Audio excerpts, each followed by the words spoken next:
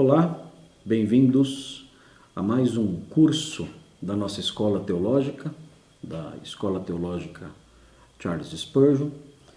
Desta vez, agora, o curso sobre a Epístola de Judas. Nós vamos falar sobre essa epístola em 15 aulas, daremos 15 aulas sobre a Epístola de Judas. E essa é a primeira aula, e nessa primeira aula, serão aulas de mais ou menos 30 minutos, e nessa primeira aula nós vamos falar sobre aspectos introdutórios à Epístola de Judas. Então espero que você aprecie bastante esse tempo de estudo, considerando especialmente que nós vamos falar sobre esse assunto, sobre esse tema, Epístola de Judas, em pequenas cápsulas, né? Vamos assim dizer, aprendendo aos pouquinhos aí tudo que a epístola pode nos dizer, olhando o texto bíblico, avaliando tudo que é dito e aprendendo bastante com aquilo que Judas escreveu e descobrindo inclusive a sua relevância e a sua extrema atualidade.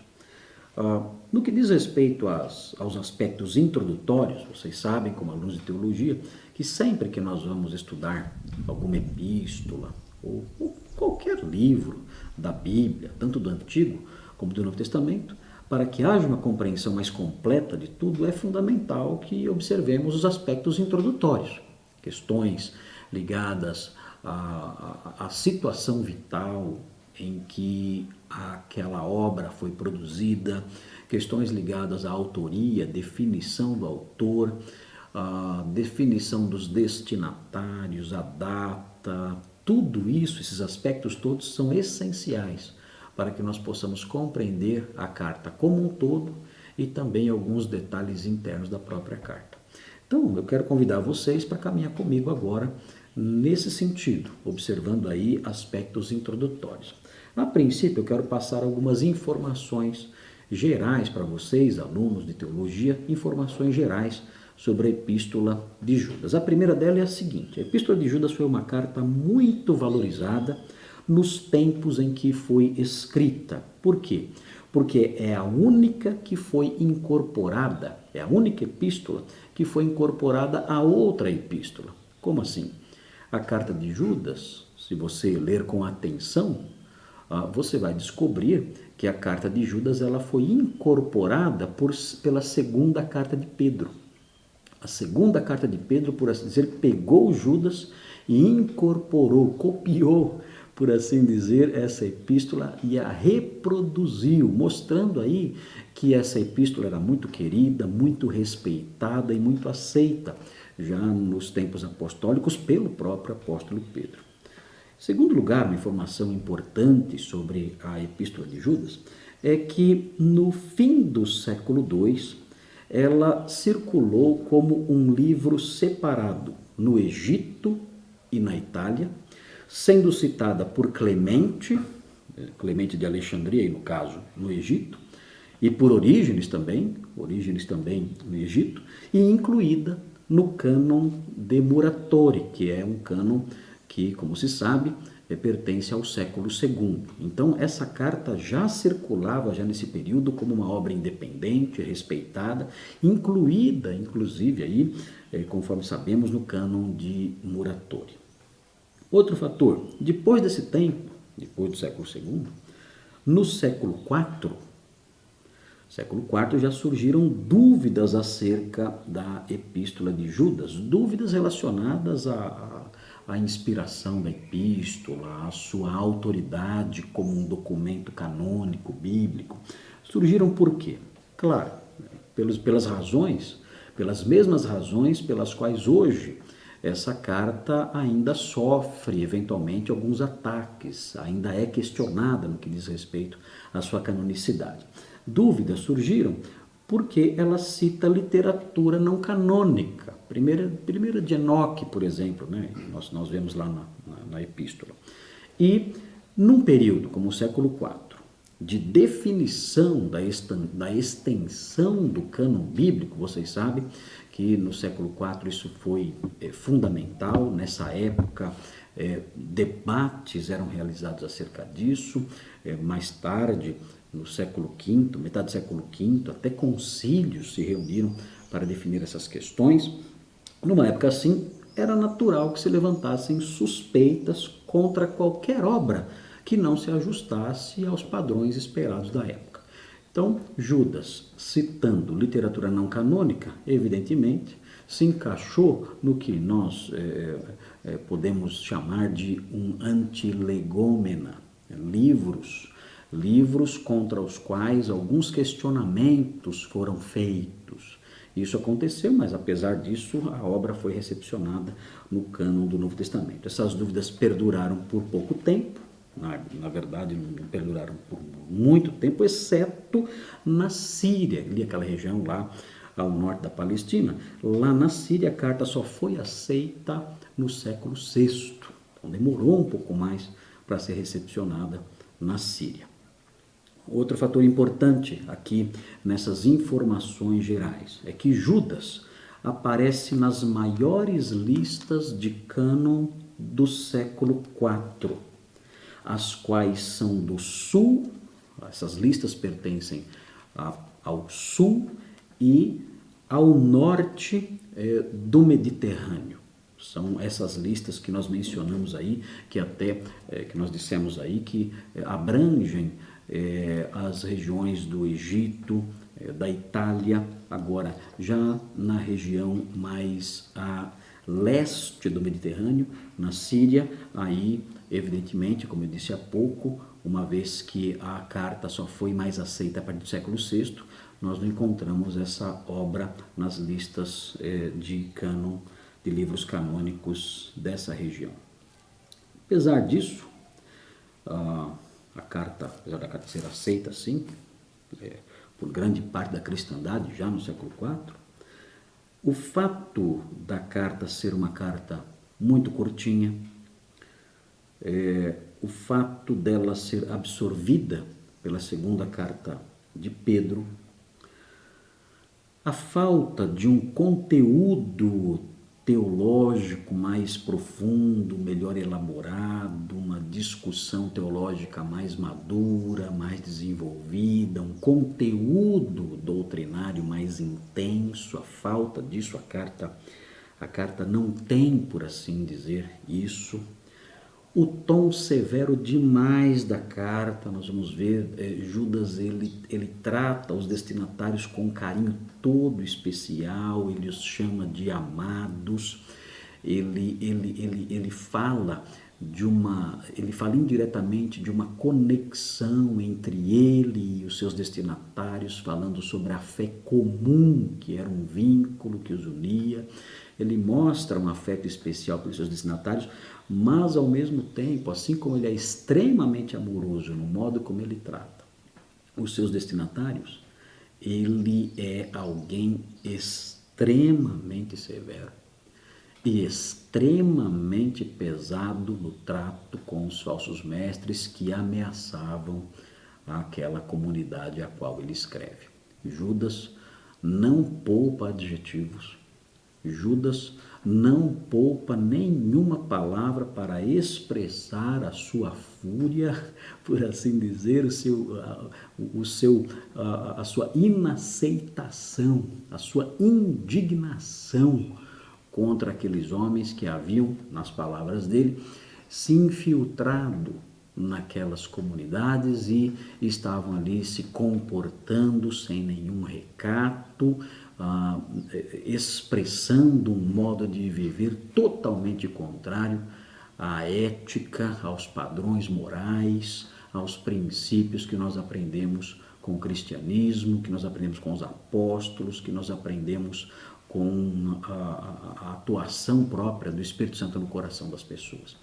Judas mostra a sua indignação sem poupar palavras contra essas pessoas. E por causa disso, talvez, por causa dessa abordagem tão severa,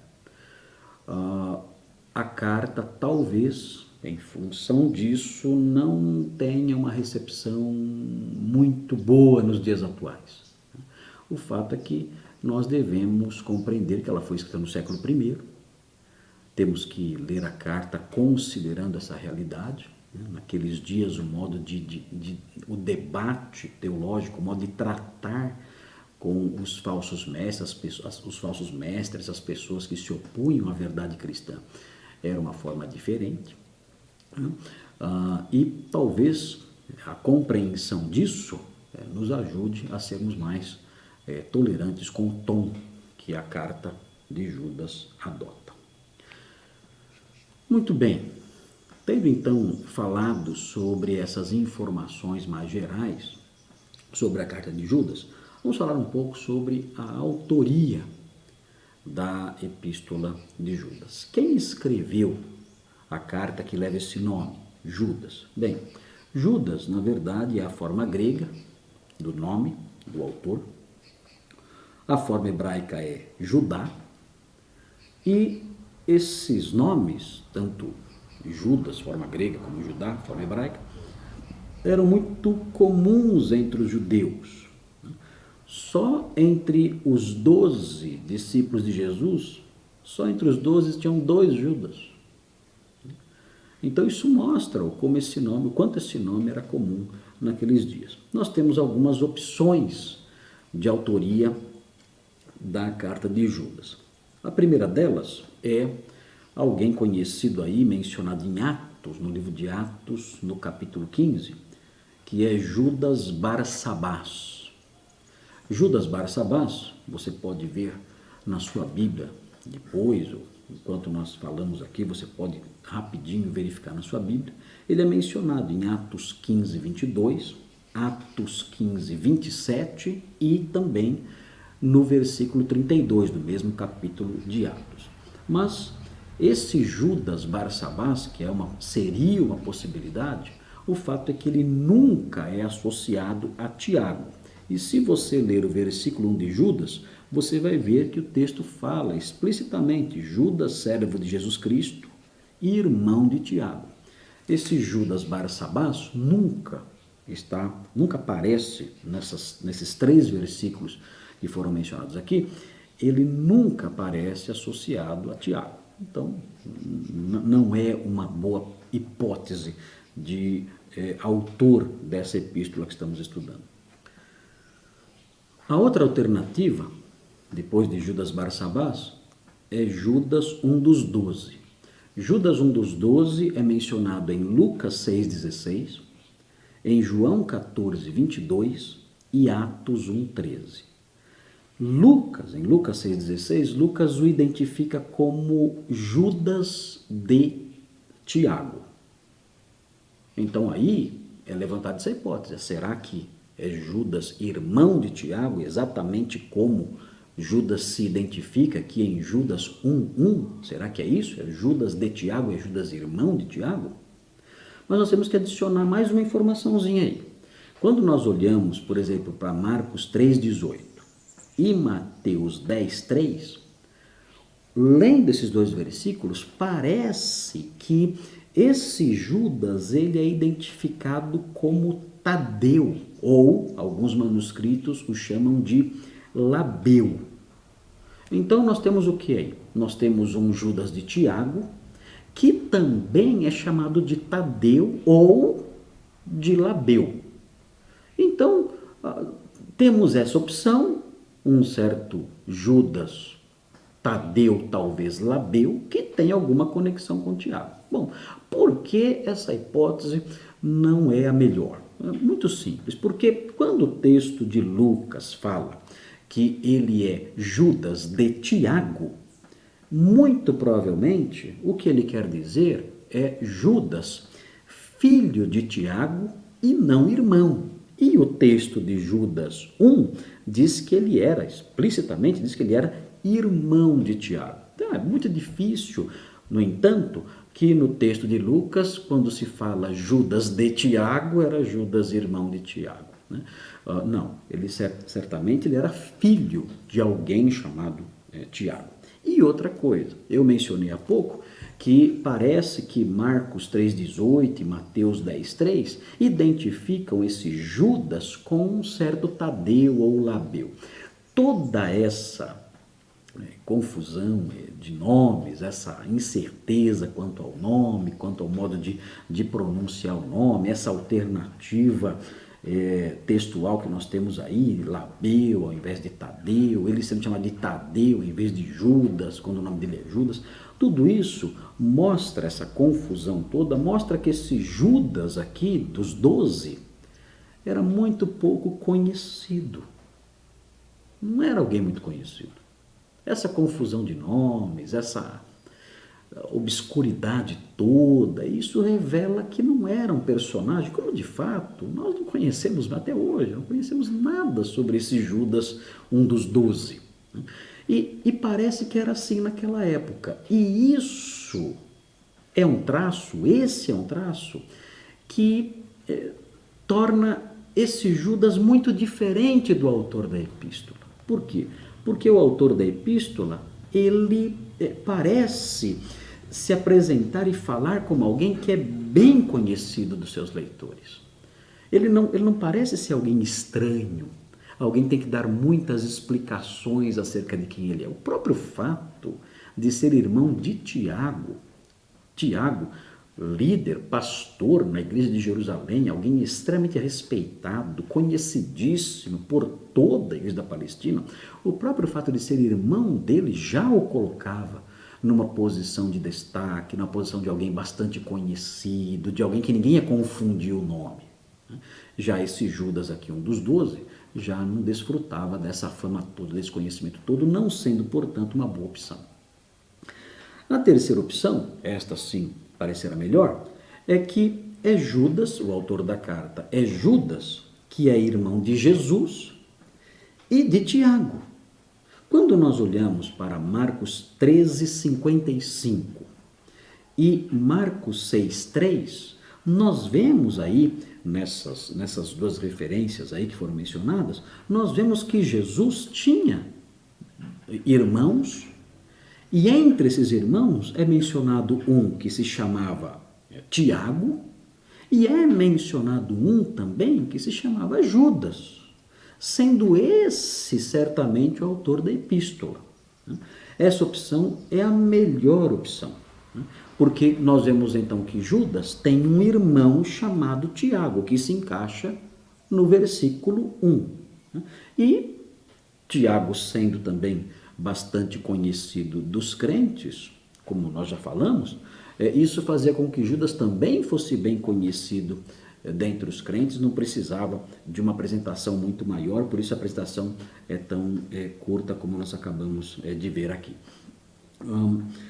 Nós não temos muitas outras informações sobre esse Judas, irmão de Jesus. Nós sabemos que ele não foi, a princípio, um seguidor de Jesus, assim como os seus outros irmãos também. Nenhum deles, a princípio, creu em Jesus. Se você olhar João 7:5, você vai ver que os irmãos de Jesus não creram nele a princípio. Nós sabemos que ele vivia normalmente em Nazaré, durante o ministério de Jesus na Galileia, em Marcos 6:3, novamente mencionado aqui, nós aprendemos isso, ele vivia normalmente ali na Galileia, em Nazaré. Em Atos 1:14, tudo indica que ele já estivesse entre os crentes ao tempo da crucificação e ressurreição de Jesus. Então, em algum momento, não sabemos exatamente quando, esse Judas, irmão de Jesus, creu em Jesus. Esse Judas, irmão de Tiago, irmão de Jesus, creu na messianidade do seu irmão e se converteu, e Atos 1:14 talvez indique aí que ele já estivesse entre os crentes ali, quando Jesus, depois da crucificação e depois da ressurreição de Jesus. Nós aprendemos a partir de Eusébio de Cesareia, grande historiador do século IV, nós aprendemos que Judas foi casado, de acordo com Eusébio, segundo a tradição histórica, talvez tradição oral, aí passando esses dados aí históricos sobre esses homens, nós aprendemos que Judas foi casado e teve filhos. Ele diz, né, Eusébio de Cesareia diz que esses filhos dele e ele também, eles foram pequenos fazendeiros, pequenos produtores na região da Galileia durante os tempos do imperador Domiciano, já caminhando já para o finalzinho já do século I. Isso a gente vê na obra História Eclesiástica de Eusébio de Cesareia, no capítulo 3, 19 e 20. Lá você tem essas informações de Eusébio de Cesareia. Então esse é o autor da Epístola de Judas, o autor sendo aí o irmão de Jesus e irmão de Tiago, aí evidentemente também irmão de Jesus. Muito bem. Quando essa carta foi escrita? Qual é o local e a data de composição da carta de Judas? Bom, evidentemente, se 2 de Pedro cita Judas, até reproduz Judas, evidentemente a carta está situada antes da composição de 2 Pedro. Primeiro foi escrita Judas e depois produziu-se aí a segunda carta de Pedro. Pedro, nós sabemos, morreu ao tempo de Nero, de acordo com a tradição. Então Judas deve ter escrito a sua carta antes do ano 68, 67, 68. Judas deve ter escrito a sua carta, é porque a segunda carta de Pedro ele escreveu bem próximo da sua morte.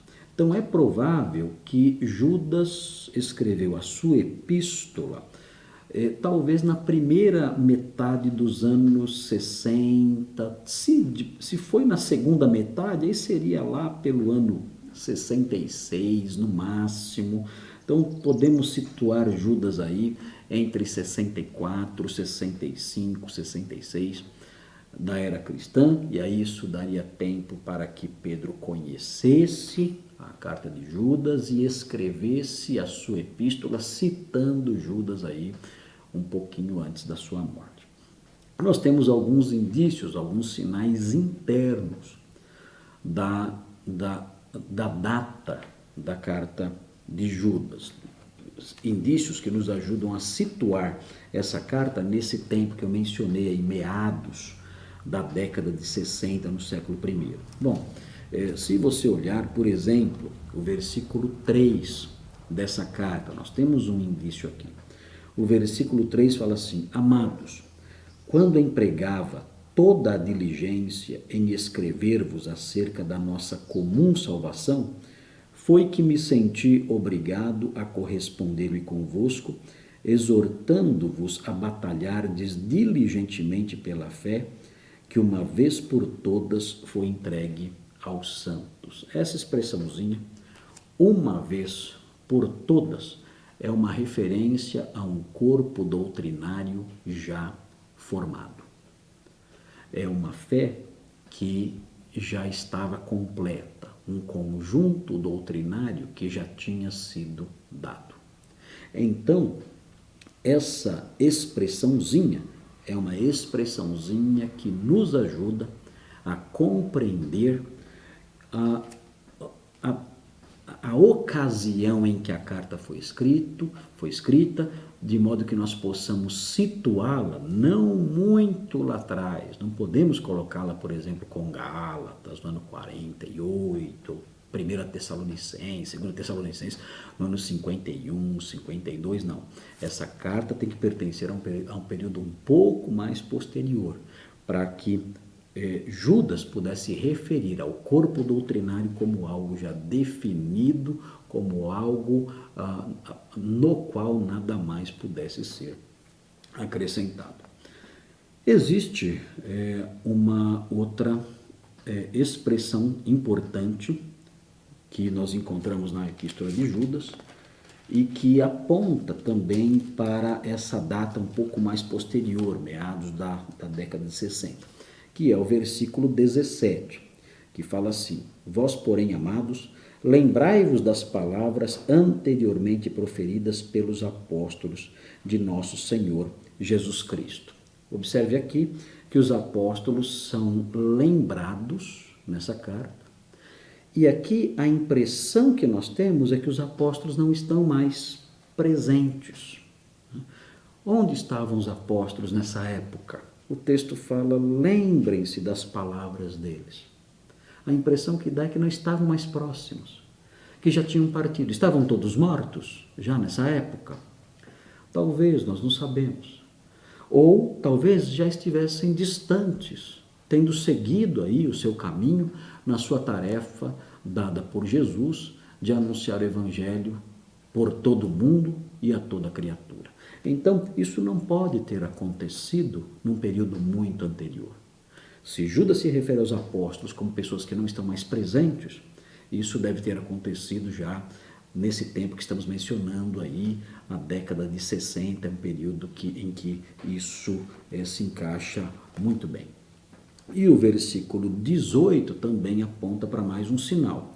O texto diz assim, os quais vos diziam, no último tempo haverá escarnecedores, andando segundo as suas ímpias paixões. É interessante que aqui o versículo 18 lembra das palavras dos apóstolos como sendo palavras ditas já no passado, lá atrás, e se referindo ao tempo dos leitores como os últimos tempos. É como se houvesse um distanciamento entre o período em que os apóstolos estavam com eles e agora os últimos tempos, acerca dos quais os apóstolos lá atrás haviam falado.